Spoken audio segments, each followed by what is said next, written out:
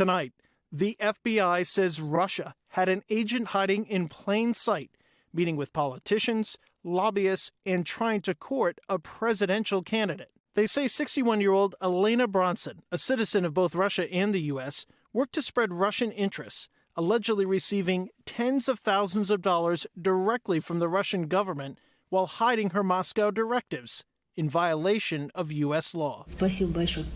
Branson, a former banker, allegedly peddled Russian propaganda through the Russian Center New York, an initiative she ran out of her Manhattan home. Her connections reaching all the way to the top.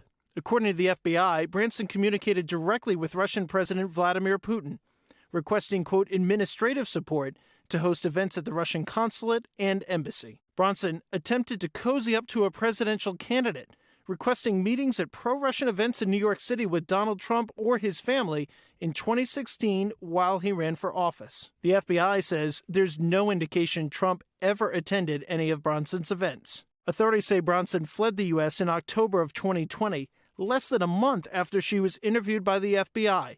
Her exact whereabouts, unknown.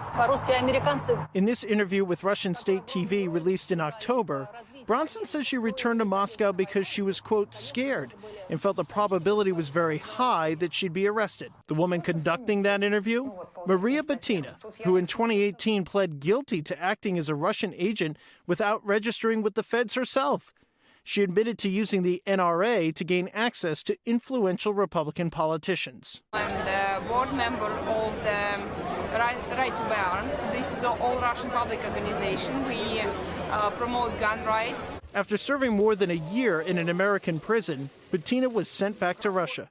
The likelihood that Branson, who left the U.S. before charges were levied against her, could see any prison time is extremely low, though her case could serve as a deterrent. This is a common practice of the Russians and Soviets before them, and it's going to continue. And so it's really incumbent upon us to, kind of identify it, but also for the public to kind of be aware of it, that this is constantly going on, and to be particularly sort of tuned into it now, where there is sort of, there's an ongoing proxy war between the United States and Russia. And Tom Winter joins Top Story right now in studio. So, Tom, as you mentioned in your report, the chances of Branson seeing any jail time are extremely low. So why bring this case up now? What do you make of the timing of all this? Well, I think there's two things. One, the deterrence factor that we talked about, but also the second thing is relationships, as we are well aware, are not particularly great between Russia and the U.S. But there appears to be a lot of counterintelligence activity in the New York area. We saw a number of diplomats assigned to Russia's mission at the UN recently get tossed from the country. It was kind of under the surface, but that was not a direct result of the invasion in Ukraine. That had been a long-running counterintelligence effort here in New York City. We've seen other actions recently with a TV director who went and tried to help a Russian oligarch start a TV network. There's a lot of law enforcement activity in this area, and I think chances are probably pretty good, Gabe. We're going to see more of it in the weeks and months to come. Thanks for watching our YouTube channel. Follow today's top stories and breaking news by downloading the NBC News app.